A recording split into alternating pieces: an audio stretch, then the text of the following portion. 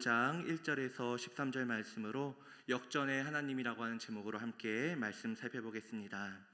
혹시 우리 성도님들 중에 제가 함께 말씀을 살펴보기 전에 한 가지 질문을 드리고 싶은데, 혹시 우리 성도님들 중에 나는 인생이 행복한 일로 가득했으면 좋겠다, 기쁜 일이 많았으면 좋겠다 라고 생각하시는 우리 성도님들, 혹시 손 한번 내려보시기 바랍니다. 네, 다 내리고 계신 거 보니까 다들 행복한 삶, 기쁜 삶을 바라시는 것 같습니다. 사실은 누구도 행복하고 기쁜 삶을 원하지 불행하고 힘든 삶, 어려운 삶, 고통스러운 삶을 바라는 것은 아무도 없을 것입니다. 그러나 참으로 우리 인생을 살아가면서 안타까운 점 중에 하나는 우리가 그토록 바라지 아니하는 고통들, 마주하고 싶지 않았던 슬픔들이 때때로 우리 인생에 발생한다는 것입니다. 노력을 했지만 해내지 못할 때 우리 마음 가운데 또 얼마나 많은 슬픔이 있고, 바랐던 일이 이루어지지 않을 때 우리 마음에 얼마나 괴로움들이 있습니까? 그런데 이러한 일은 우리만 겪는 것이 아닌 것 같습니다. 지금으로부터 2000년 전 예수님께서 계시던 때에 이 38년 된 병자, 오늘 본문에 등장하는 이 병자도 오랜 세월 동안 벗어나고자 했던 병으로부터 벗어나지 못하여 이제는 기적밖에는 기다릴 것이 없는 상태로 고통과 슬픔 가운데 있었던 것을 우리 본문을 통해 확인하게 됩니다. 그런데 그랬던 그가 오늘 본문에서 나온 바와 같이 예수님을 만나 절망이 기쁨으로 역전되는 것을 우리 보게 되는데요. 오늘은 그에 대한 이야기를 살펴보면서 우리가 인생에서 만나는 여러 가지 슬픔과 아픔들이 어떻게 주님 안에서 역전될 수 있을까, 우리의 고통과 슬픔이 어떻게 하면 주님 안에서 회복될 수 있을까, 그 역전의 예수님, 그 하나님을 만나보는 시간이 되기를 간절히 소망합니다. 오늘 본문 1절 말씀을 보니 예수님께서 유대인의 명절에 예루살렘에 올라가셨다라고 하는 내용으로 시작되고 있습니다. 이러한 내용을 통해 우리는 오늘 본문의 배경이 예수님께서 유대인의 명절에 예루살렘에 가셨을 때 그곳에서 있었던 사건이구나 라는 것을 생각해 볼 수 있습니다. 이 절에는 좀 더 구체적으로 오늘 본문의 배경이 이루어지는 장소에 대해서 이야기를 하고 있는데요. 이 절에 보니 양문곁 베데스다라고 하는 연못에 대해 이야기를 합니다. 이 양문이라는 곳은 예루살렘 성의 북동쪽에 위치한 문이었고, 그 문으로부터 조금만 나가면 이 베데스다라고 하는 연못이 있다고 합니다. 1888년 고고학자들이 이 연못을 발견했다고 하는데요. 이들의 발표에 의하면 이 연못이라고 하는 것이요, 우리가 생각하는 것처럼 잉어 몇 마리 풀어놓고 키우는 조그만 연못이 아니라 무려 길이 100m, 폭이 70m, 높이가 7m에 달하는 거의 저수지와 같은 크기의 어마어마한 연못이었다고 합니다. 이곳에는 다양한 병자들이 누워 있었습니다. 그 이유는 아마 4절에 기록된 것처럼 베데스다 연못에 놀라운 전설이 있었기 때문입니다. 그 내용을 보니까 하나님의 천사가 때때로 연못에 내려와 물을 휘저어 놓는데, 물이 움직인 뒤에 맨 먼저 들어가는 사람은 무슨 병에 걸렸든지 나았다라고 하는 내용입니다. 그런데 이러한 기적이 자주 일어났던 것은 아니었던 것 같습니다. 우리 성도님들도 아픈 일, 힘든 일, 어려운 일을 즉시 해결해 줄 수 있다면, 그것이 속히 해결될 수 있다면 당장이라도 그것을 경험하려고 준비하며 그 연못에 뛰어들려고 하지 않겠습니까? 그러나 오늘 본문에 나오는 여러 병자들은 연못 근처에 누워서 기다리고 있다는 것으로 우리가 미루어 봤을 때 아마도 이런 기적이 흔치 않게 어쩌다 한번 일어나는 것이었음을 우리가 생각해 볼 수 있을 것 같습니다. 이런 배경 속에서 오늘 이야기의 주인공이 등장합니다. 병자들과 함께 연못 근처에 누워 있었던 38년 된 병자, 그가 바로 오늘 본문의 주인공입니다. 6절에 보면 병자에 대한 한 소개가 끝나자마자 예수님께서 그를 발견하시고 질문을 던집니다. 바로 낳고 싶으냐라고 하는 질문입니다. 그러나 우리는 이 38년 된 병자가 예수님의 이 질문에 어떻게 대답을 하고 어떻게 치유를 받았는지 성급히 결론을 살펴보기 전에 이 병자에 대해서 먼저 한번 살펴볼 필요가 있을 것 같습니다. 그래야지 예수님께서 이 병자를 고쳐주신 것이 어떠한 의미가 있고 어떠한 가치가 있는지 우리가 더 정확히 알 수 있기 때문입니다. 오늘 본문의 5절을 보니까요, 이 사람이 38년 된 병자라고 말하고 있습니다. 하지만 우리는 이러한 내용에는 그에 대해서 잘 알지 못합니다. 38년 된 병자라고 하는 그것도요, 그가 38년 동안 병을 앓아왔던 것인지 혹은 병을 가진 채 38년이 되었다는 것인지 우리는 알 수 없고요. 또 그가 어떠한 병으로 고생하고 있는지, 그 병이 그에게 있어서 얼마나 고통스러웠는지도 우리는 다 알 수 없습니다. 그러나 우리가 한 가지 확실한 것이 있다면 그가 아마도 아주 오랫동안 이 병으로 인해 고통을 받았다는 것입니다. 기적이 아니면 기대할 것이 없을 만큼 오랜 시간을 병으로 고통받아왔던, 어쩌면 의사들도 고치지 못했던 불치병으로 인하여서 고통과 슬픔 가운데 잠겨 있을 사람이 바로 그였을 것입니다. 심지어 그의 슬픔은 이것만이 아닙니다. 그는 베데스다 연못 근처에 홀로 외로이 누워 있었는데요. 왜냐하면 그가 예수님께 말하는 7절 말씀을 보니 물이 움직일 때에 자신을 들어서 연못에다가 넣어주는 사람이 없다라고 말하고 있기 때문입니다. 적어도 38살, 아니면 병을 앓은 지 38년이 되어 그보다 더 많은 나이가 되었을 그의 곁에는 그를 사랑하고 그를 도와줄 친구, 연인, 가족과 같은 이들이 없었습니다. 아마 처음부터 없었던 것은 아니었을 것입니다. 그가 고통스러워하고 슬퍼하는 것들이 길어지면 길어질수록 그의 곁에서 그를 사랑했던 사람들, 그가 아꼈던 사람들, 이 사람이면 나하고 항상 함께 할 텐데 라고 말했던 사람들도 하나둘씩 그의 곁을 떠나갔을 것입니다. 그러나 불행 중 다행인 것이 있다면 38년 된 명자가 정말 혼자로 누워 있었던 것은 아니었다는 점입니다. 비록 가족이나 친구, 연인은 곁에 없지만 그와 함께 베데스다 연못 근처에 누워 있었던 병자들이 있었습니다. 그들은 병자라는 같은 처지에 있었던 사람들이죠. 그래야 이들은 서로가 서로를 돌보고 위로하며 아마도 가족 같은 분위기로 서로를 돕고 살지 않았겠습니까? 하지만 이 이야기에서 가장 비참하고 절망적인 내용이 이들의 이 따뜻해 보이고 훈훈해 보이는 광경 속에서 시작됩니다. 왜냐하면 평상시에 서로를 가족처럼 여기며 지냈던 그들은 물이 움직이는 그 기적의 순간, 내가 바라고 우리가 바랬던 그토록 기다렸던 기적의 순간이 되는 순간 서로를 밟고 밀치며 물에 들어가고자 싸워야 했기 때문입니다. 더욱 아이러니한 것은 이 연못의 이름이 베데스다라고 하는 것입니다. 베헤스다. 이 베데스다라고 하는 히브리어를 한국어로 번역하면 자비의 집, 은혜의 집이라고 하는 뜻인데요. 이것을 살려서 오늘 본문의 내용을 보면 자비의 집에서 누구나 기다리던 그 기적이 일어나는 그 순간, 환자들은 가죽과 같았던 서로를 무자비하게 밀고 짓밟고 넘어뜨리며 내가 먼저 거기에 들어가겠노라고 싸우는 그 아비규환의 모습이 이 자비의 집, 은혜의 집이라고 불리는 곳에서 일어났다는 것입니다. 이런 끔찍한 상황에 놓여있는 이 38년 된 환자에게 예수님이 다가오셨습니다. 그리고 그에게 낫고 싶으냐라고 물으셨던 것이죠. 그것은 38년 된 명자가 베데스다의 끔찍한 상황 속에서 다툼과 슬픔과 경쟁 속에서도 절대 놓지 않아왔던 한 가지, 어쩌면 유일한 그의 소원이었습니다. 그런데 7절에 보니 38년 된 명자는 예수님의 질문에 동문서답하고 있습니다.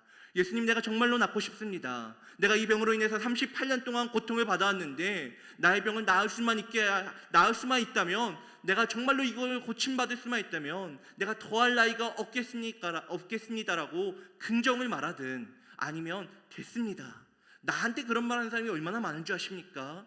나았으면 좋겠다고 도와주면 내가 도와주겠다고 말하는 사람이 한둘인 줄 아십니까? 됐습니다, 저리 가십시오 라고 말을 하든 동의든 부정이든 하나를 해야 되는데, 그는 예수님의 말에 자신은 넣어줄 사람이 없어서 연못에 들어가지 못했다며 동문서답을 하고 있는 것이죠. 그가 이와 같이 대답한 이유가 무엇일까요? 그에게 있어서 병고침 받는 것은 평생 바래왔던 소원이지만 어쩌면 그는 그 긴 시간 베데스다 연못 근처에 있음에도 불구하고 치유받지 못했던 자신을 바라보며, 또한 자신을 넣어줄 수 없는 그 절망적인 상황을 바라보며 큰 슬픔 가운데 젖어 있진 않았을까요? 그렇게 절망에서 벗어나려고 하는 그의 온갖 시도들이 오히려 그를 더 큰 절망 가운데로 몰아넣고 있었습니다. 심지어 그것을 벗어나려고 해도 그는 벗어날 수도, 또 벗어나서 할 수 있는 것도 없었죠. 그래서 38년 된 병자는 오랜 세월 연못 앞에서 지내왔지만 병고침도 받지 못했고, 병고침을 내가 생각하지 않더라도 연못을 떠나지 못하는 자신의 절망적인 상황을 예수님께 토로하고 있을 뿐이었습니다. 여러분이 이 이야기 상황 속으로 들어간다면 여러분이 이 병자에게, 38년 동안 병을 앓아왔던 이 사람에게 극심한 슬픔과 절망을 겪으며 누구도 자신의 문제를 해결하지 못하는 이러한 끔찍한 절망 가운데 있는 그 사람을 만났을 때 여러분은 어떠한 대답을 해주길 바라십니까? 제가 생각했을 때 저는 두 가지 대답이 떠오르더라고요. 하나는 내가 정말로 기도해 줄게, 아프고 힘드셨죠? 제가 정말로 기도하겠습니다. 마음을 다하여서 생각날 때마다 기도하겠습니다. 라고 하는 기도를 하나는 이야기할 것 같고요.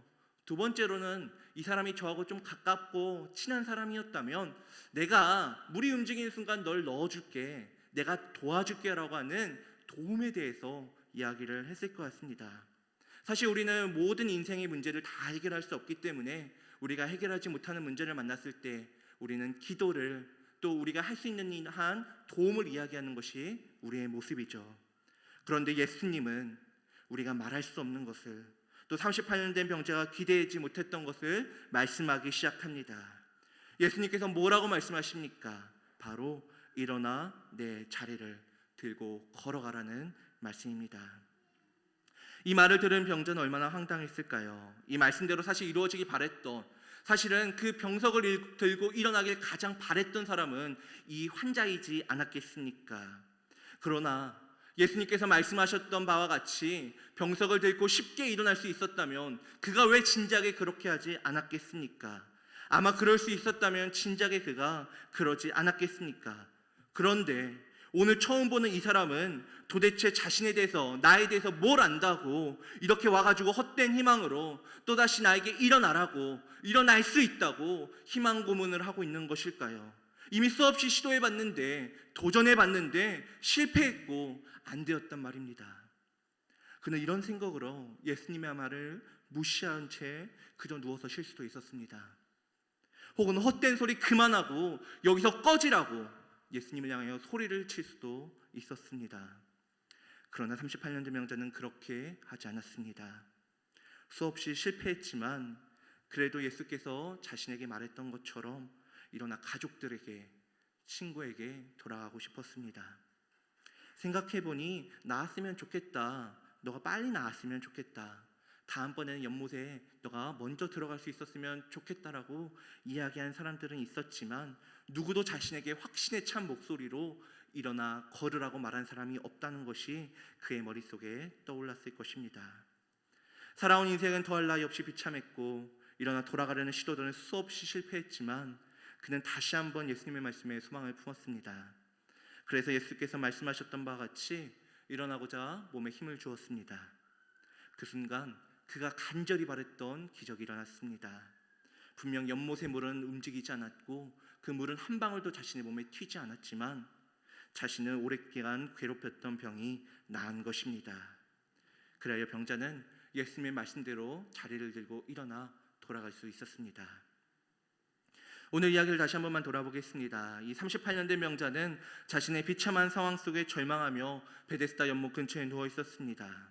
그는 오랜 시간 병이 낫길 바라며 물이 움직일 때를 기다렸고 그때가 되면 가족들과 같은 환자들이 서로를 밀치고 치열하게 경쟁해야 되는 극심한 경쟁의 상황 속에 내몰려 있었습니다. 어쩌면 그가 오랜 기간 병을 앓았던 것을 봤을 때 그는 그 연못 속에서도 병자들 중에서도 패배자였고 실패자인 인생을 살고 있었습니다.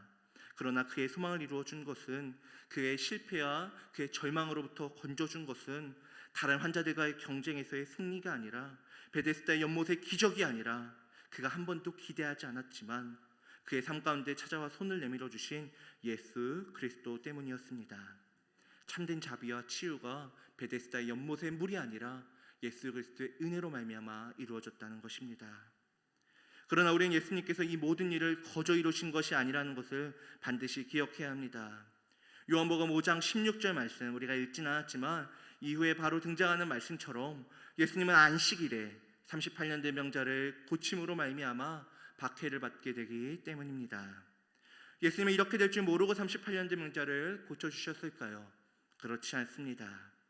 왜냐하면 38년 된 병자가 있었던 곳은 예루살렘 성 바로 옆에 있는 연못이었고 그때는 명절이었으므로 그곳에 이미 수많은 유대인들이 있었을 것입니다. 따라서 예수님께서 38년 된 병자에게, 그것도 안식일에 내 자리를 들고 걸어가라고 말씀하시며 병을 고쳐주신다면 이를 본 유대인들이 분명히 십계명 중 네 번째 계명, 안식일을 기억하여 거룩히 지키라고 하는 계명을 어겼노라며 분명히 따져 물을 것이 분명했습니다.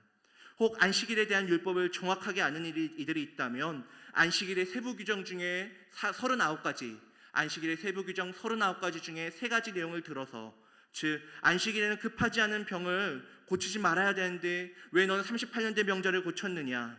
안식일에는 1km 이상의 거리를 이동하면 안 되는데 너는 왜 저 환자에게 집으로 돌아가라고 말을 했느냐? 안식일에는 무화과 열매보다 무거운 것을 들어서는 안 되는데 너는 왜 저 환자에게 자리를 들고 일어나라고 했냐며 무려 3가지나 되는 항목을 들어서 예수님을 공격하고 질타할 수도 있었습니다. 실제로 오늘 본문 10절을 보면 예수님께서 그를 고쳐준 광경을 본 유대인들이 병 나은 사람에게 이르되 안식일인데 내가 자리를 들고 가는 것이 옳지 아니하니라라고 따져 묻지 않습니까? 그렇다면 예수님은 왜 굳이 안식일에 병자를 고쳐서 이런 어려움을 당하시는 걸까요? 이미 오랫동안 병을 알아왔던 사람인데 단 하루만 내가 내일 너 찾아와서 다시 내게 와서 고쳐주겠다라고 했다면 어쩌면 예수님께서 자신을 향한 박해와 핍박으로부터 조금은 자유로웠을 텐데 왜 예수님은 그러지 않았을까요? 예수님은 그러지 않은 것이 아니라 그럴 수가 없었습니다. 이미 오랜 시간 고통을 받아왔던 그를 하루만 기다리라며 내버려 둘 수 없었던 것입니다. 예수님은 왜냐하면 그를 사랑하셨기 때문입니다. 그런데 여러분, 우리가 잘 아는 것처럼 예수님의 사랑은 그 아픈 병자만을 위한 것이 아니지 않습니까? 예수님은 그 환자뿐 아니라 우리 또한 죄와 사망으로 인해 고통받고 있는 우리를 위해서 십자가에 못 박혀 돌아가셨습니다. 십자가형은 로마에서 집행되는 우리가 잘 아는 바와 같이 가장 끔찍하고 잔인한 형벌이기도 했지만 유대인에게는 십자가형이 또 다른 의미가 있습니다. 그것은 바로 신명기 21장 23절의 말씀과 같이 나무에 달린 자는 하나님께 저주를 받는 자라 여겨지는 것입니다. 예수님께서 우리를 위하여 하나님께 저주받은 자라고 오명을 뒤집어 쓰면서 십자가 형벌의 고통을 당하셨던 이유는 무엇입니까? 예수님께서 38년 된 병자를 고치시면서 안식일을 범하는 자라고 예수님께서 그렇게 역임을 받는 오명을 뒤집어 쓰시는 이유가 무엇입니까? 이는 우리를 그 38년 된 병자를 당장 내버려두지 못할 만큼 너무나 사랑하셨기 때문입니다. 이에 대하여 로마서 5장 8절은 다음과 같이 이야기합니다. 우리가 죄인 되었을 때 그리스도께서 우리를 위하여 죽으심으로 하나님께서 우리에 대한 자기의 사랑을 확증하셨느니라. 아멘. 사랑하는 성도 여러분, 어느 누가 고통과 슬픔을 겪고 싶어 하겠습니까? 어느 누가 행복하고 평안한 삶을 마다하겠습니까? 누구나 그런 삶을 살고 싶어 합니다. 그래서 많은 이들이 고통과 슬픔을 만나지 않고자 또 불현듯 찾아온 고통과 슬픔을 이겨내고자 온갖 노력을 하며 살아갑니다. 나를 변화시키고자 나의 환경을 바꾸고자 노력과 경쟁을 하는 것도 다른 이들을 다투고 짓밟고 싸우는 것도 마다하지 않으며 살아갑니다. 그렇게 우리는 저마다의 베데스다로 내몰리며 살아갑니다. 그곳으로 가는 것이 또 그곳에서 남들 위에 올라서는 것이 나로 하여금 기쁘게 하고 편하게 하고 잘 될 것이라 믿으며 우리는 경쟁과 다툼과 다른 이들을 짓밟는 것들을 아무렇지 않게 생각하며 때로는 살아가는 것이죠. 그러나 모든 것이 우리가 바라는 대로 이루어지는 것은 아닙니다. 고통과 슬픔을 극복하고자 했던 노력들이 오히려 더 큰 고통과 슬픔으로 찾아오는 것을 우리는 살면서 많이 경험하지 않습니까?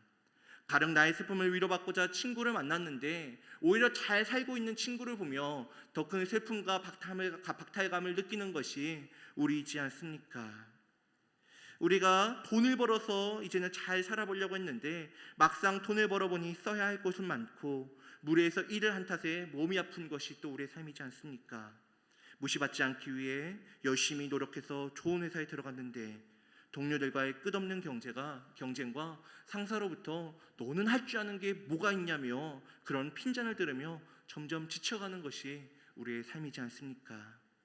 이러한 우리를 도우시고 우리의 문제를 해결해 주시고자 우리에게 다가오신 분이 있습니다. 그분은 바로 예수 그리스도입니다.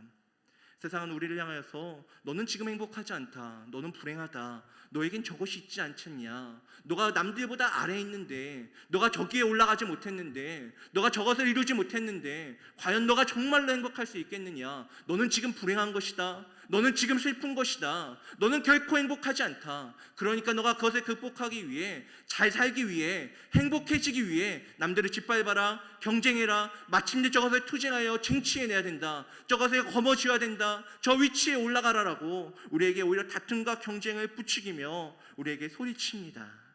그러나 우리를 사랑하는 예수 그리스도께서는 우리에게 무엇을 말씀하십니까? 세상과 전혀 다른 이야기를 우리에게 말씀하십니다. 그것은 바로 일어나 걸으라는 것입니다. 일어나 걸으라는 말이 우리에게 어떠한 의미입니까?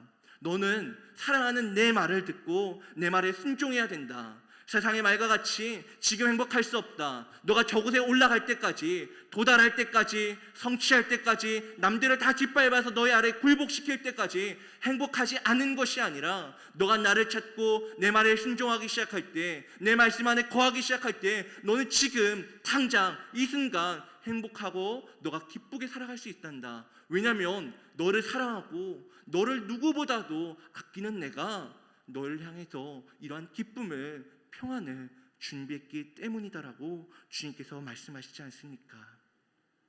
물론 38년 된 명자가 그럴 수 있었듯이 우리도 주님의 말씀을 무시하거나 주님을 쫓아낼 수도 있을 것입니다. 실제로 많은 그리스도인들이 자신을 그리스도인이라 말하면서 장작 자신을 향한 예수 그리스도의 말씀에는 주님 죄송한데 제가 알아서 할 테니까 좀 가만히 좀 계세요. 주님 지금은 힘드니까, 지금은 좀 힘들잖아요. 하나님 아버지 지금 어려워요. 하나님 잘 되면, 성공하면, 좀 나아지면 그 다음에 말씀 순종할게요. 하나님 남들도 다 안 지키면 살잖아요. 하나님 조금만 있다가 순종할게요라며 우리가 때때로 말씀을, 우리에게 주어진 그 말씀을, 어쩌면 우리의 모든 문제를 해결할 수 있는 그 말씀, 주님께서 우리에게 사랑으로 들려주시는 그 말씀을 무시하고 또 우리가 쫓아낼 때가 있습니다.